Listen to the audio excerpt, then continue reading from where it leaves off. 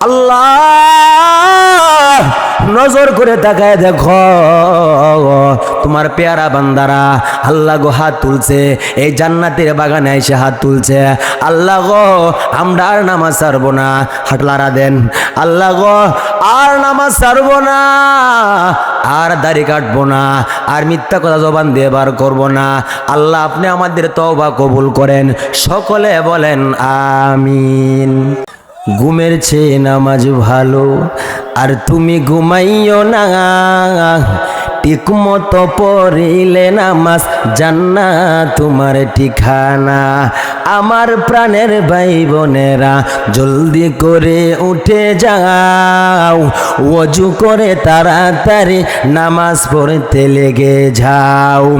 আহা নবী বেনামাজির শাফাআত করিবেন না, আহা নবী বেনামাজির শাফাআত করিবেন না, ঠিক মতো পড়িলে নামাজ জান্নাত তোমার ঠিকানা, ঠিক মতো পড়িলে নামাজ জান্নাত তোমার ঠিকানা।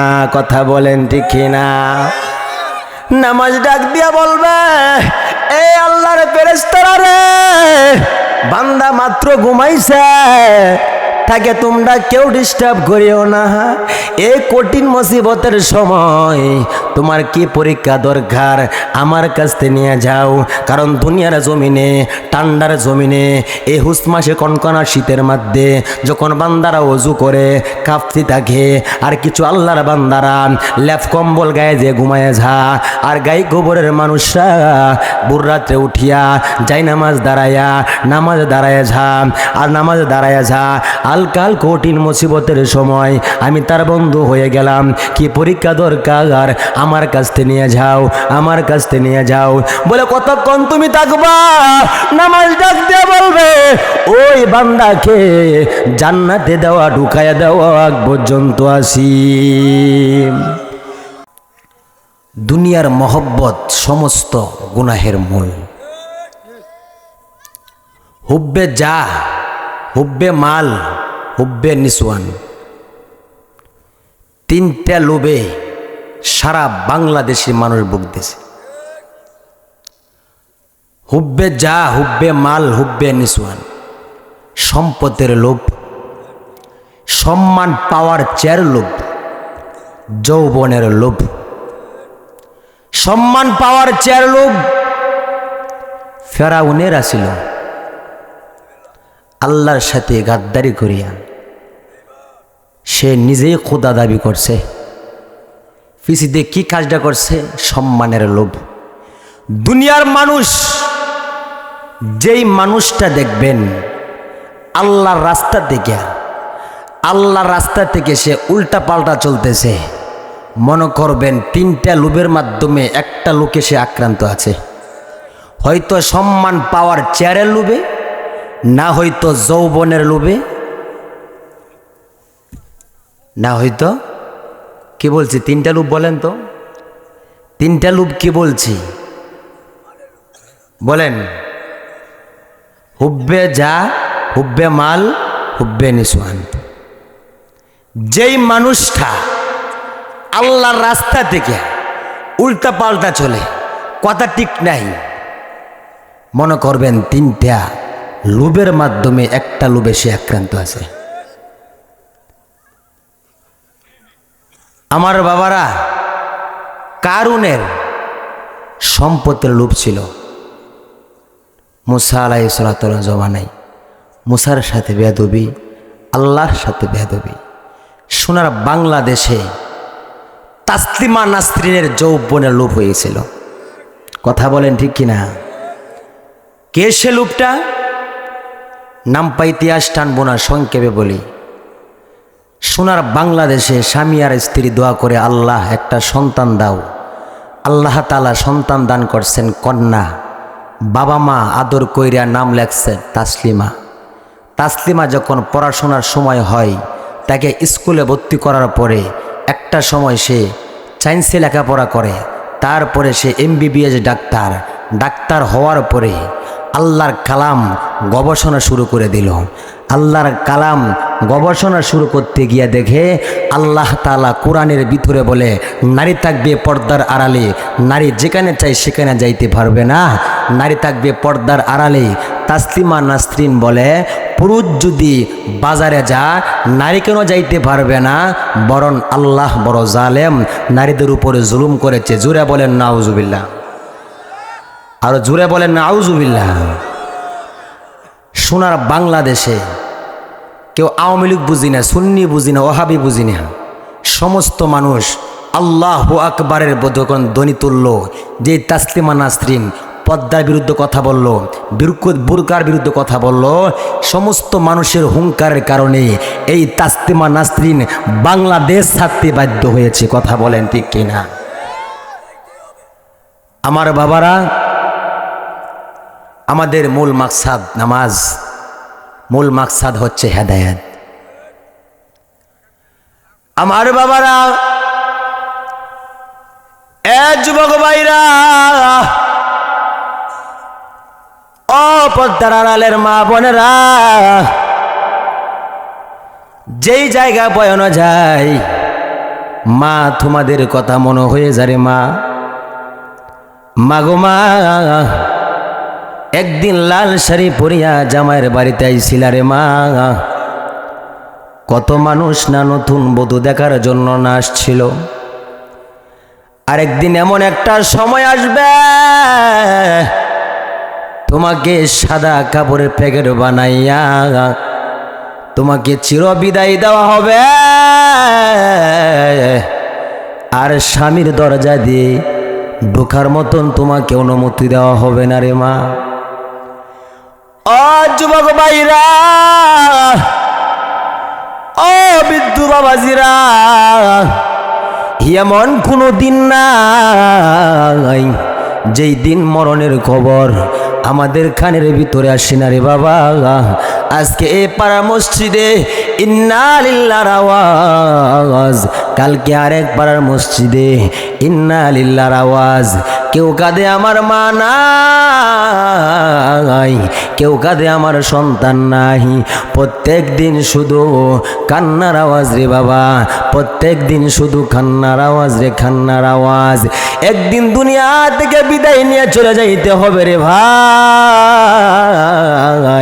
কি নিয়ে আল্লাহর দরবার রওনা হয়েছ বাইরে ভাই? অহংকারে বাদ দাও, হিংসা হিংসি বাদ দাও, মারামারি বাদ দাও, দিলটাকে নরম বানাও, নামাজ পড়ো, নামাজ পড়ো, মিথ্যা কথা ছেড়ে দাও। আল্লাহ তাআলা আপনি আমাদেরকে নেককার মুসলমান হয়ে কবরে যাওয়ার তৌফিক দান করে দাও। সকলে বলেন আমিন।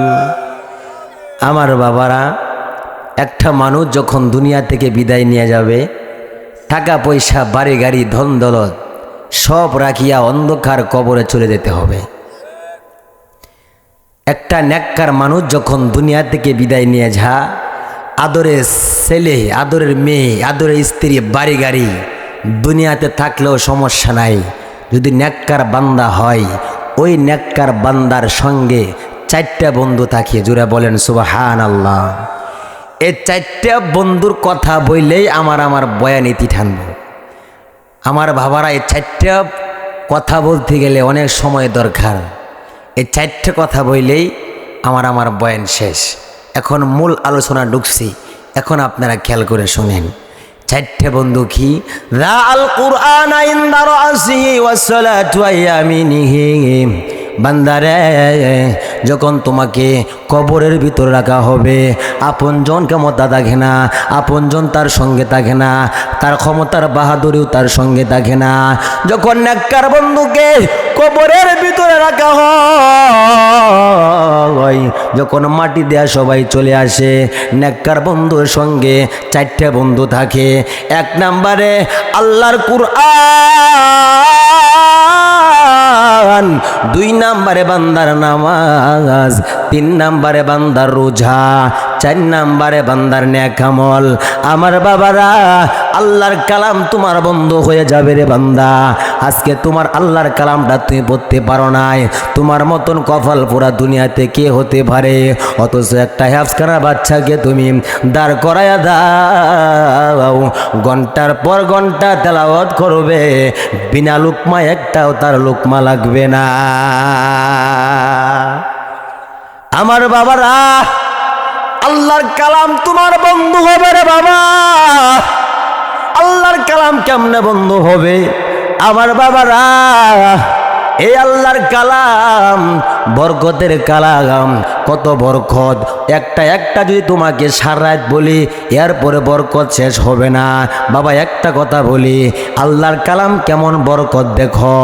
এ বাবারা, আজকে যে এখানে আমি বসলাম, আমাকে সবাই চিনেন।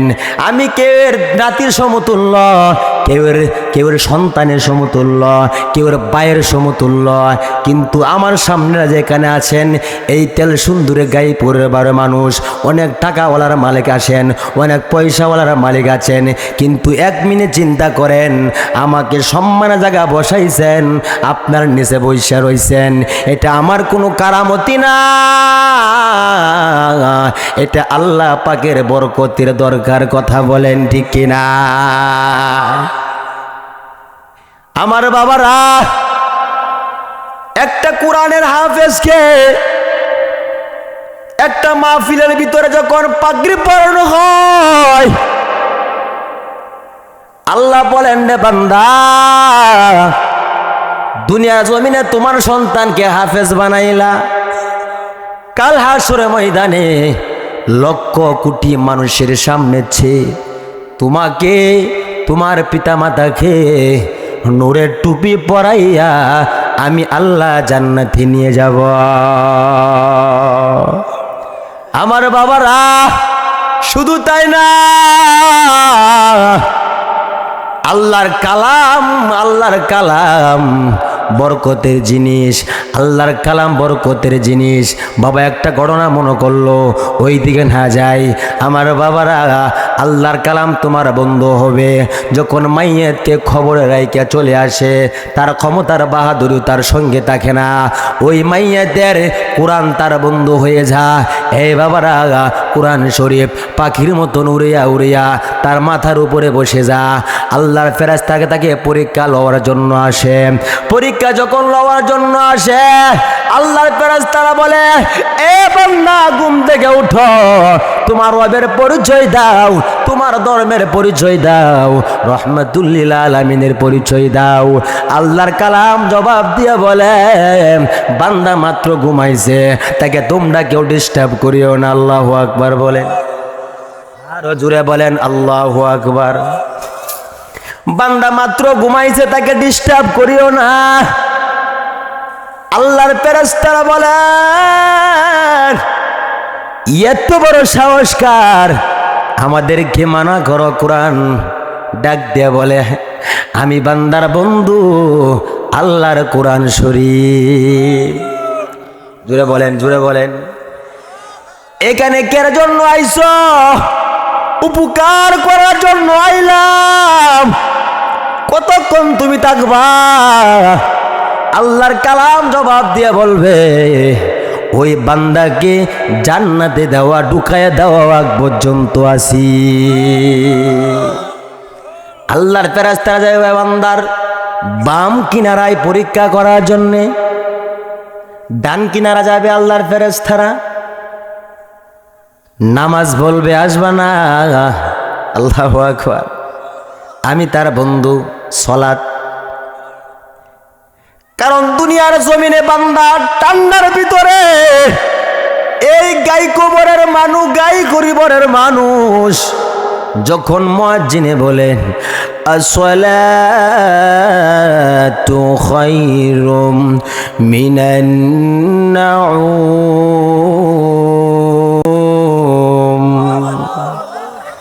ঘুমের চেয়ে নামাজ ভালো, আর তুমি ঘুমাইও না, ঠিক মতো পড়িলে নামাজ জান্নাত তোমার ঠিকানা।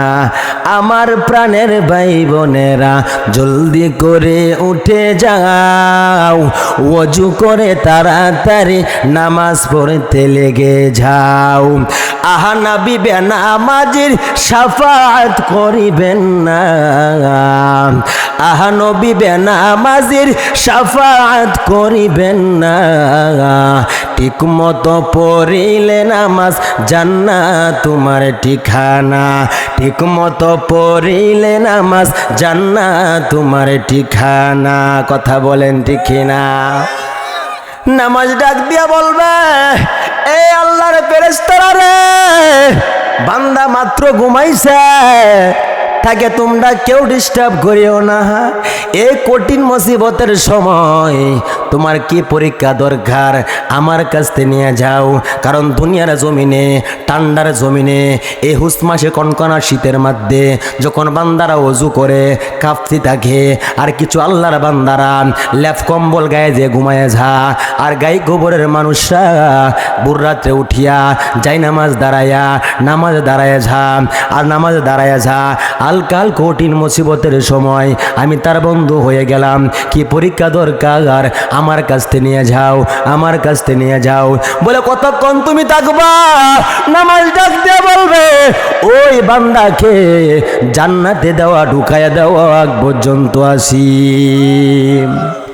কিছু কিছু মানুষ প্রশ্ন করতে পারেন, হুজুর নামাজ কেমনে কথা বয়? বাচ্চা কথা বলতে পারে না, আল্লাহ বলাইলে সম্ভব। কথা বলেন ঠিক না? নামাজ কথা বলতে পারে না, আল্লাহ বলাইলে সম্ভব। বিশ্বাস করা ইমানদার, অবিশ্বাস করা তাজা বেঈমান। কথা বলেন ঠিক না? আমার বাবারা সময় কম, না হয়তো আপনাদেরকে আরো গুছাইয়া বলতাম, আরো সুন্দর করে বুঝতে পারতেন। আমার বাবারা, আল্লাহর ফেরেশতারা যাবে বান্দার বাম কিনারায় পরীক্ষা লওয়ার জন্যে। আসবা না সিয়াম, আমি বান্দার রোজা, কঠিন মুসিবতের সময় আমি তার উপকার করার জন্য আইছি। কারণ রমজান মাসে এই যে বরকতের মাস চলে আসতেছে রে বাবা, সামনে রমজান মাস চলে আইতেছে। দেখবেন এই রমজান মাসে কত মানুষ ফকিরে বাজারে, সিদলি বাজারে, ফাবই বাজারে যাইয়া লাল পদ্মার ভিতরে ঢুইকা ডাইলার বড়া খা। আরো জুড়ে বলেন, আরো জুড়ে বলেন।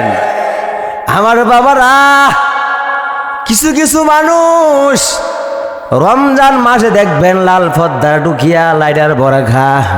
কাল হাসরের ময়দানে রোজা তার বন্ধ হবে, ডাক দিয়া বলবে, হে আল্লাহর ফেরেশতারা, পরীক্ষা করা কোনো দরকার নাই। কাল হাসরের ময়দানে এই কবরে কঠিন মুসিবতের সময় আমি তার বন্ধু হয়ে গেলাম। কারণ দুনিয়ার জমিনে বান্দা রোজা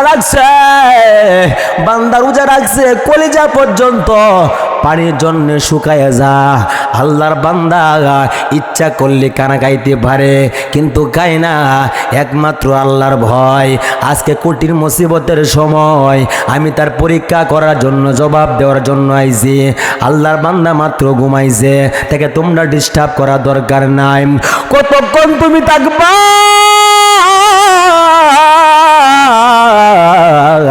সিয়াম বলবে, আমি ওই বান্দাকে জান্নাতে দেওয়া ঢুকায় দেওয়া আগ পর্যন্ত আসি। আমার বাবারা, এই হলো বান্দা আমল। বান্দার আল্লাহর ফেরেশতা যাবে বান্দার পায়ের কিনারায়, আসবা না, আমি বান্দার নেক আমল পরীক্ষা করার জন্য আইছি। কিসের পরীক্ষা লইবা? আল্লাহর বান্দা, আল্লাহর ফেরেশতারা বলবে, রবের পরিচয় দাও, ধর্মের পরিচয় দাও, তোমার নেক আমল বলবে। এই যে সুবহানাল্লাহ বললেন, আলহামদুলিল্লাহ বললেন, আল্লাহু আকবার বললেন, এইগুলা তোমার বন্ধু হয়ে যাবে, এইগুলা তোমার বন্ধু হবে। আমার বাবারা, কাল হাসরের ময়দানে এইগুলা তোমার বন্ধু হবে। এই যে সুবহানাল্লাহ বললেন, সুবহানাল্লাহর অর্থ হলো আল্লাহ পবিত্র, কিন্তু এই গায়কুবরের মানুষ, তোমার আমার দিল তো পবিত্র। কথা বলেন ঠিক কিনা? কিন্তু অপবিত্র দিন নিয়ে যখন সুবহানাল্লাহ বললেন, আল্লাহ তাআলা ডাক দেয়া বলেন, হে আমার ফেরেশতারা রে, নজর করে তাকায়া দেখ আমার বান্দার দিল তো পবিত্র। এ পবিত্র দিল নিয়ে বলে সুবহানাল্লাহ, হে আমার ফেরেশতারা রে, তোমরা সাক্ষী থাকো আমি আমার বান্দার দিলটা পবিত্র বানায়া দিলাম। বলেন আল্লাহু আকবার, বলেন আরো জোরে বলেন আল্লাহু আকবার। এই যে আল্লাহু আকবার বললেন, আল্লাহু আকবার অর্থ হলো আল্লাহ অনেক বড়, আল্লাহ অনেক বড়। আল্লাহ কত বড় বলার কোনো ভাষা নাই রে বান্দা। কিন্তু বান্দা তো ছোট, ছোট বান্দা যখন বলে আল্লাহু আকবার, আল্লাহ তাআলা খুশি হয়ে যান। আল্লাহ তাআলা খুশি হইয়া বলেন, হে আমার ফেরেশতারা রে, তোমরা সাক্ষী থাকো আমার বান্দা বলে আল্লাহু আকবার, আমি নাকি অনেক বড়, আমি নাকি অনেক বড়। হে আমার ফেরেশতারা রে, তোমরা সাক্ষী থাকো এমন দুনিয়ার 10টা দুনিয়ার বড় জান্নাত আমি আমার বান্দার আমল নামায় তুলে দিলাম। আমার বাবারা, হুজুর চলে আসছেন, বয়ান করা মূল মাকসুদ না, আমাদের মূল মাকসুদ হচ্ছে হেদায়েত। আমরা নামাজ পড়তে হবে, রোজা রাখতে হবে, সামনে রমজান মাস আসতেছে, রোজা রাখতে হবে। আল্লাহর কাছে দোয়া করি, আল্লাহ যতদিন বাঁচাইবা, আল্লাহ তোমার গোলামি করার মতন আমাদেরকে তৌফিক দান করো। সকলে বলেন আমিন। আমার বাবারা, মেহেরবানি করে হাতটা আপনারা উঁচুর দিকে দেন। আল্লাহ নজর করে তাকায় দেখো তোমার পেয়ারা বান্দারা, আল্লাহ গো হাত তুলছে, এই জান্নাতের বাগানে এসে হাত তুলছে। আল্লাহ গো আমরা আর নামাজ ছাড়বো না, হাটলারা দেন। আল্লাহ গো আর নামাজ ছাড়বো না, আর দাড়ি কাটবো না, আর মিথ্যা কথা জবান দিয়ে বার করবো না। আল্লাহ আপনি আমাদের তওবা কবুল করেন। সকলে বলেন আমিন। আমার বাবারা, সময় শেষ। বয়ান তো আমরা সবাই শুনি, ইনশাল্লাহ আমল করতে হবে, ইনশাল্লাহ বলেন। আমি তো আপনার এলাকারই সন্তান, যদি আল্লাহ হায়াতে বাঁচায় রাখে 7 তারিখে আসতেছি রত্নপুর, আপনারা যাবেন ইনশাআল্লাহ। হুজুর অনেক দূর থেকে আসছেন, হুজুর চমৎকার আলোচনা করেন, আমরা সবাই ধৈর্যশীল সহকারে বয়ান শুনব। আল্লাহ পাক রব্বুল আলামিন আপনি আমাদেরকে সকলকে সকল কথার উপর আমল করার বোঝার মতন সকলকে তৌফিক দান করে দেখ। সকলে বলেন আমিন। আসসালামু আলাইকুম ওয়া রাহমাতুল্লাহ।